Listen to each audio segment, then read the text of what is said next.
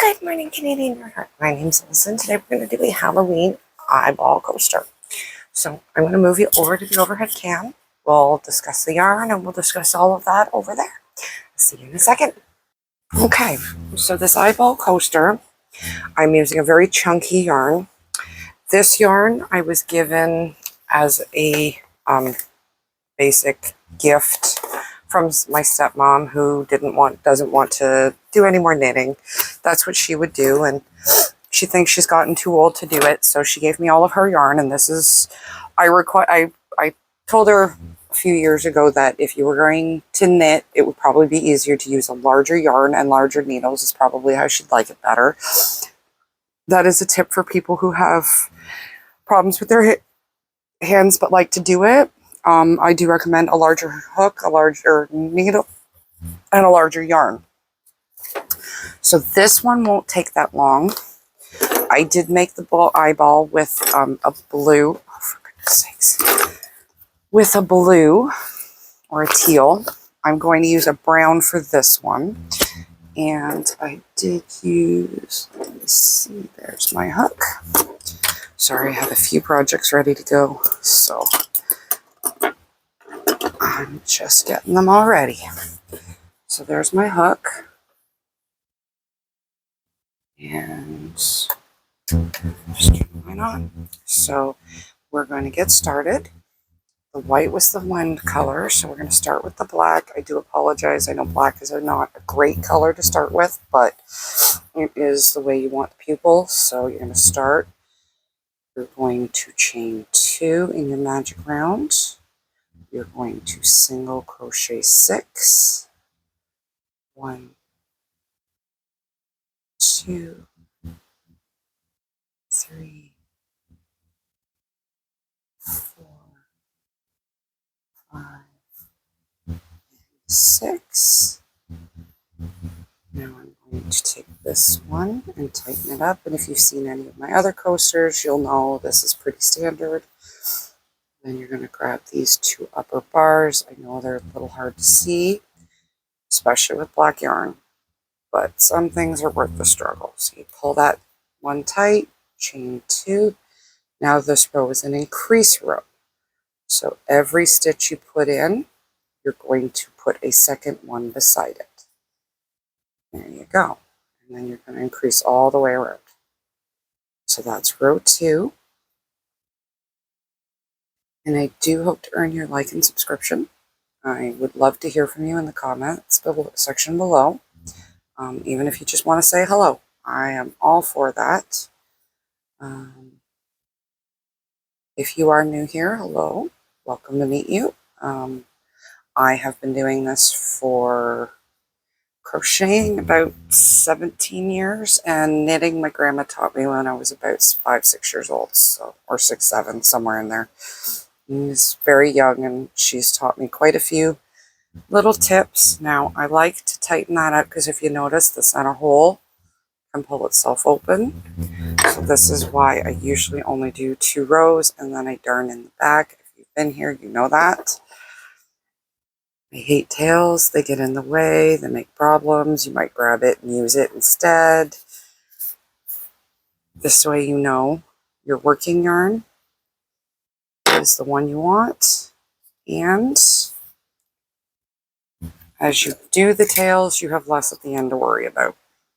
Some people will wait to the end. I am not one of those people. I like getting rid of them, getting them out of my way. So now I'm going to do row 2.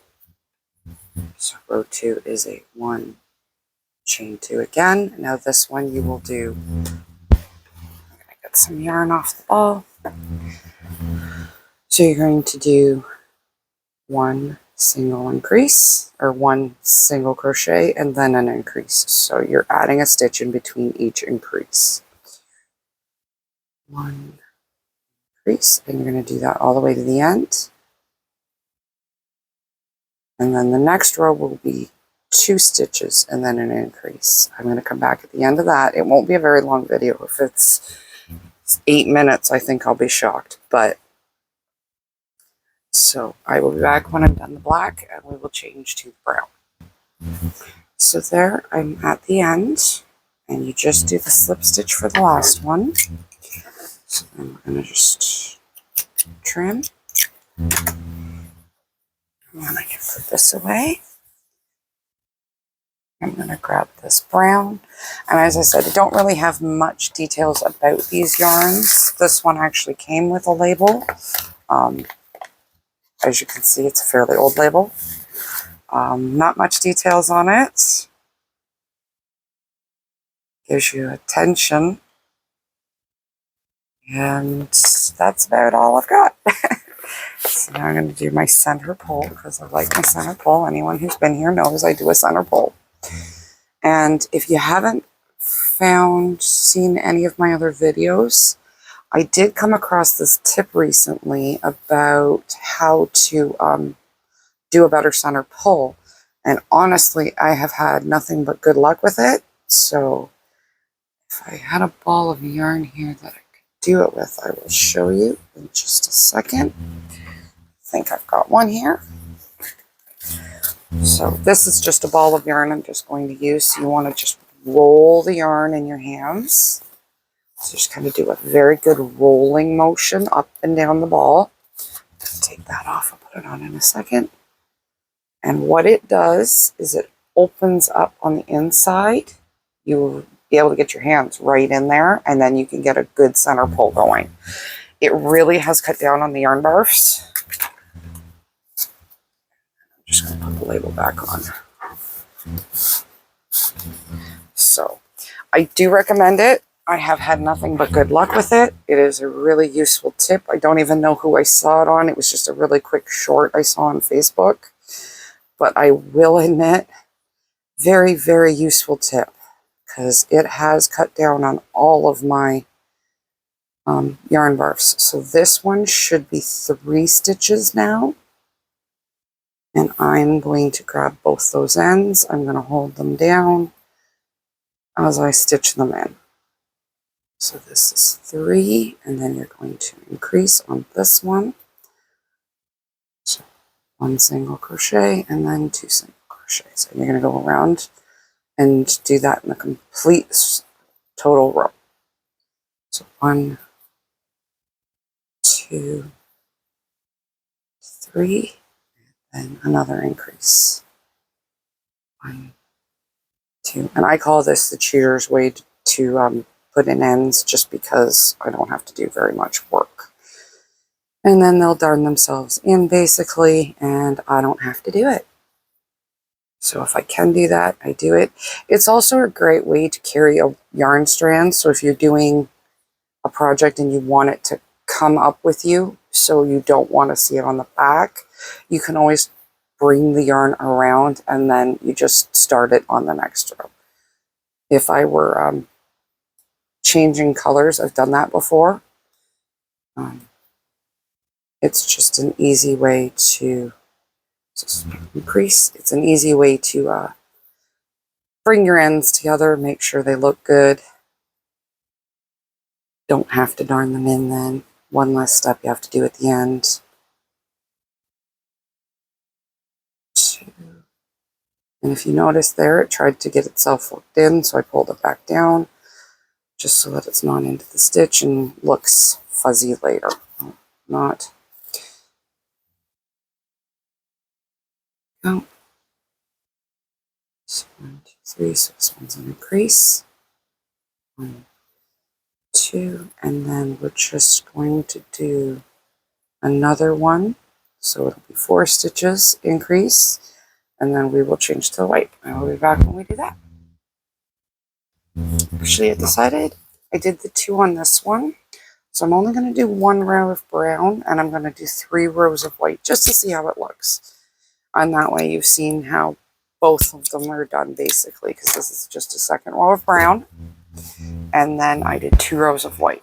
Right now I'm just going to change that, and I'm going to do 1 row of brown and 3 rows of white, which I think will make it look right quite better, because I thought I was going to get a 3rd row of white and I didn't on that one. So I want to see what it looks like, and since I have the chance, I'm going to try. So we're going to change to the white. 1, 2, and then I'm going to grab both these tails. So 1, 2. I know that's, there we go, 2, 3, 4. With thicker yarns, it's a little harder, but it's all right. You can get it. And then you just kind of want to give a little bit of a pull just in case there's any loose yarn in there. You just kind of pull it back, kind of getting it into shape. So now this one will be in a crease. 1, 2. And you're just going to go around for the next 3 rows. This one will be 4. That one will be 5 in between each crease. And that'll be 6 in between each crease. So I will come back when we're done. And I will show you the finished product. So there you have it. I did notice I had done 1 extra row of black, which is why I don't have the extra row of white, because it was getting too big with the extra row. So you can do that, you know, an extra row of black if you want, or just the double color, or you can do the 3, 1 color, and then 3 whites. So I hope to earn your like and subscription. I hope you have a wonderful day, and I hope to see you again. Bye.